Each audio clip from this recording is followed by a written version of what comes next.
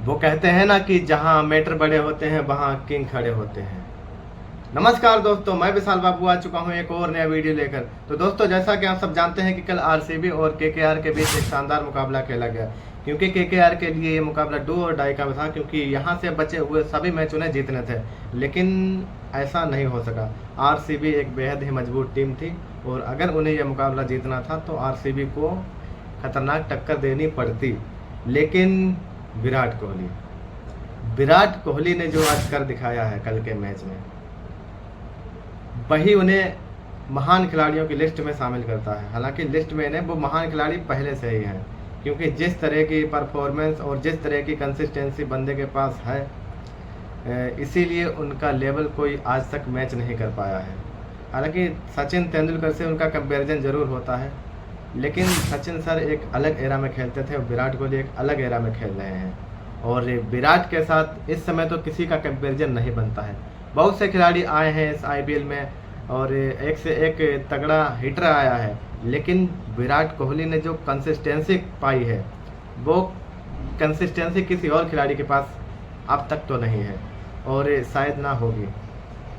क्योंकि बंदे की परफॉर्मेंस, बंदे के डेडिकेशन और बंदे का फिटनेस लेवल जिस स्तर पर पहुंच चुका है ना, वहाँ पे हर किसी को जाना उतना आसान नहीं होता है। तपस्या करनी पड़ती है विराट कोहली बनने के लिए।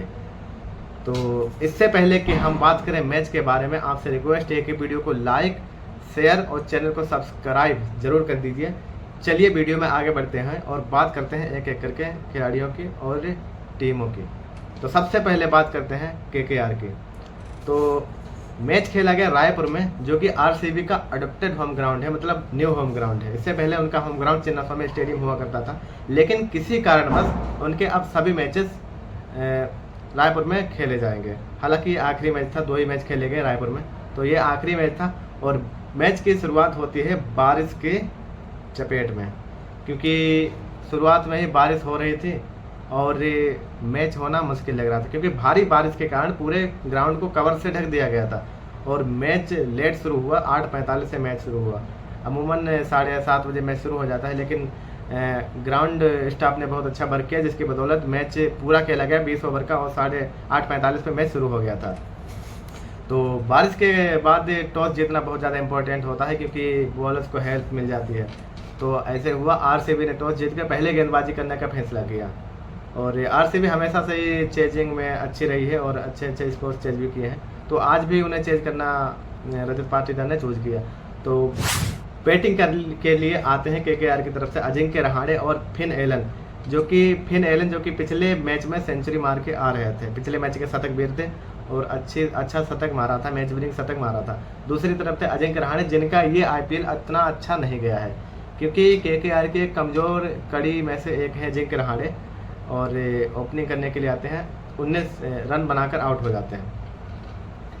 और उसके बाद फिर तीसरे नंबर पे भेजा जाता है अंक्रिक्स रघुवंशी को। हालांकि फिन एलन भी कुछ अच्छे शॉट्स खेलते हैं और 8 गेंदों पे 18 रन बनाकर आउट हो जाते हैं। तो इस तरह आरसीबी ने पावर प्ले में केकेआर के 2 विकेट गिरा दिए थे। और उसके बाद आते हैं अंक्रिक्स रघुवंशी और कैमरन ग्रीन। रघुवंशी केकेआर के लिए सबसे अच्छा प्लेयर साबित हुए हैं अब तक।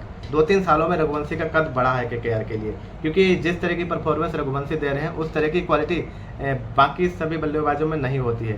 तो रेयर टैलेंट है और मुझे लगता है कि केकेआर इन पे इन्वेस्ट करेगा फ्यूचर के लिए। वो गलती नहीं करेंगे कि सुमन गिल को छोड़ने वाले। तो अंक्रिक्स रघुवंशी केकेआर के फ्यूचर के लिए अच्छे साबित हो सकते हैं और अच्छा प्लेयर है अंक्रिक्स रघुवंशी, जो अभी तक तो अच्छा परफॉर्मेंस किया ही है।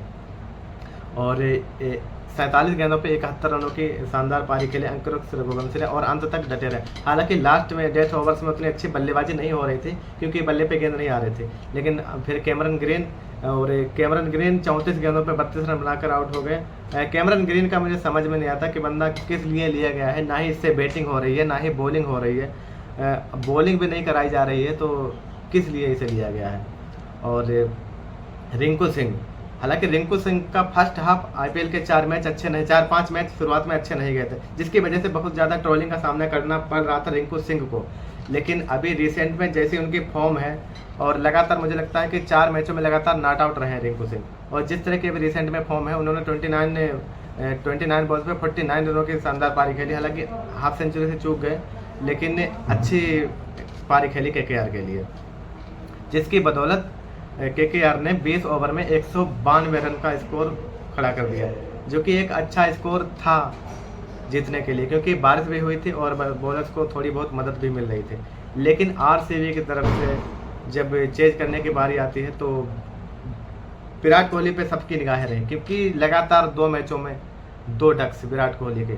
आज तक ऐसा नहीं हुआ था कि लगातार 2 मैचों में 2 डक्स आए हों T20 क्रिकेट में, लेकिन 2 डक्स के बाद विराट कोहली आज किस तरह से खेलेंगे सबकी निगाहें उन पर थी। और हाँ, जेकब बेथल को जिस काम के लिए खिलाया जा रहा है और जिस काम के लिए लिया गया था, शुरुआत में तो बहुत ज़्यादा हाइप बनी थी, लेकिन अभी रिसेंट में जिस तरह की फॉर्म जेकब बेथल के पास है, बेहद ही खराब फॉर्म है जेकब बेथल की। मुझे लगता है कि फिल सॉल्ट जब तक थे तब तक आरसीबी के टॉप ऑर्डर बहुत ज़्यादा मजबूत था, अभी भी है, लेकिन जेकब बेथल की फॉर्म बहुत बड़ा कंसर्न है आरसीबी के लिए, क्योंकि आज भी जेकब बेथल 12 गेंदों पे 15 रन ही बना सके और आउट हो गए।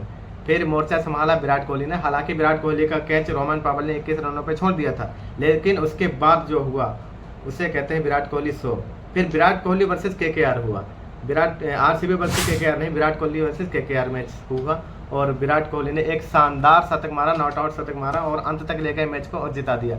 लेकिन इस बीच देवदत्त पाटिकल ने भी अच्छी शानदार पारी खेली, 29 बॉल्स पर 37 रनों की शानदार पारी खेली और दूसरी तरफ से कोई बल्लेबाज नहीं टिक रहा था, अकेले विराट कोहली चल रहे थे और रजत पाटीदार भी जल्दी आउट हो जाते हैं। फिर एक एक करके डेविड भी नहीं चले, जीतेंद्र शर्मा अंत में आते हैं और 8 विनिंग शॉट खेलते हैं और इस तरह से आरसीबी इस मैच को 19.1 ओवर में शानदार जीत दर्ज कर लेती है और विराट कोहली का 3 सालों बाद एक सेंचुरी देखने को मिलती है। और इस तरह से विराट कोहली भारत की तरफ से सबसे ज़्यादा T20 आईस में शतक लगाने वाले पहले बल्लेबाज बन चुके हैं। उनके T20 आईस में सबसे ज़्यादा 10 शतक हो चुके हैं और IPL में 9 शतक हो चुके हैं, जो कि बेहद ही बड़ी उपलब्धि है आरसीबी के लिए। और साथ ही उन्होंने 14,000 रनों का आंकड़ा भी T20 क्रिकेट में छू लिया है और 5वें बल्लेबाज बन गए हैं सबसे कम पारियों में। उनसे ऊपर डेविड वार्नर, क्रिस गेल और जोस बटलर जैसे खिलाड़ी हैं और एलेक्स हेल, लेकिन विराट कोहली ने सबसे कम पारियों में ये अचीवमेंट प्राप्त करी है।